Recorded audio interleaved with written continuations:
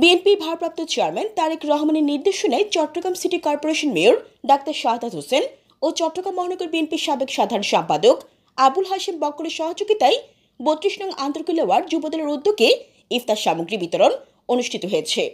এতে সভাপতিত্ব করেন ৩২ নং আন্তর্কিলা ওয়ার্ড যুবদলের সাবেক আহ্বায়ক মোহাম্মদ মঈনুদ্দিন খান রাজীব। সঞ্চালনায় ছিলেন সাবেক সদস্য সচিব মোহাম্মদ আলাউদ্দিন। এতে প্রধান অতিথি হিসেবে উপস্থিত ছিলেন চট্টগ্রাম মহানগর বিএনপির যুগ্ম আহ্বায়ক হারুন জামান।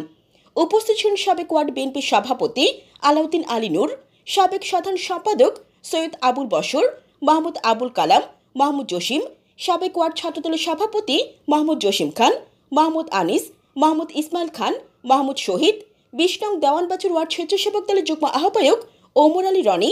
আর উপস্থিত ছিলেন ওয়ার্ড যুবদলের মোহাম্মদ জামাল, মাহমুদ শামীম, মাহমুদ রবি, মাহমুদ রাজু, মাহমুদ আজাদ শিকদার, মাহমুদ আরাফাত, মাহমুদ রাজ্জাক, মাহমুদ মহিউদ্দিন, মাহমুদ নাইম, মাহমুদ জালাল, ওয়ার্ড যুবদলের নেতৃবৃন্দ সহ অনেকেই।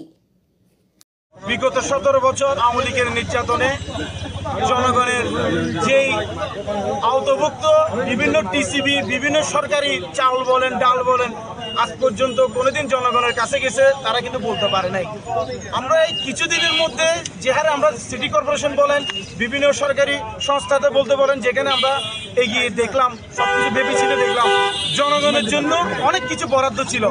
এমনকি সর্বনিম্ন প্রত্যেক ওয়ার্ডের মধ্যে চাউল মানে কি জনগণের পাশে দেওয়ার জন্য সরকার কি করেছে, ওই চাল পর্যন্ত আওয়ামী লীগের গুন্ডা বাহিনীরা সবাই খেয়ে ওই চাউল জনগণের কাছে পৌঁছায় নাই। আচ্ছা, এই যে একটা নির্বাচন না হওয়ার জন্য একটা ষড়যন্ত্র চলছে, এই বিষয়টি নিয়ে আপনি কি জানেন? আসলে ষড়যন্ত্র তো বিগত ১৭ বছর ছিল, ষড়যন্ত্র তো কোনো শেষ নেই। ষড়যন্ত্রকে যখন ১৭ বছর মোকাবেলা করে যখন হাসিনাকে যখন বাংলাদেশ থেকে যখন আমরা বের করে দিতে পেরেছি, আর সামনে কি ষড়যন্ত্র আসবে ওগুলো আমাদের সামনে কিছু না। ইনশাল্লাহ শহীদের আদর্শে স্বাধীন বাংলাদেশে যে আমাদের বাংলাদেশের বীর মানে কি বীরের বেশের মতো করে স্বাধীনতা ঘোষণা করেছিল, ওনার কর্মী হচ্ছে আমরা এগুলো ভয় পাই না। ইনশাল্লাহ জনগণের জন্য আমরা সর্বোচ্চ ২৪ ঘন্টা সবসময় আমরা জনগণের পাশে আছি। বিএনপি জনগণের দল, এই দেশের মানুষের দল, মাটিও মানুষের দল। বিএনপি সবসময় জনগণের পাশে ছিল।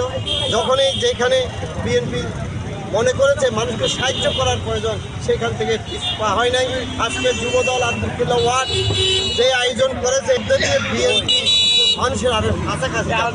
এখন এই কর্মসূচি আজকে শেষ না, এটার মাত্র আজকে শুরু, এবং এটার ধারাবাহিকতা চলবে গোটা মাসব্যাপী। আচ্ছা, এই যে ৩১ দফা যেটা রয়েছে, এটা নিয়ে আপনারা জনগণের কাছে যাচ্ছেন, তারা কি বলছেন একটু বলুন। জনগণ অবশ্যই আমাদেরকে ব্যাপক সাড়া দিচ্ছে।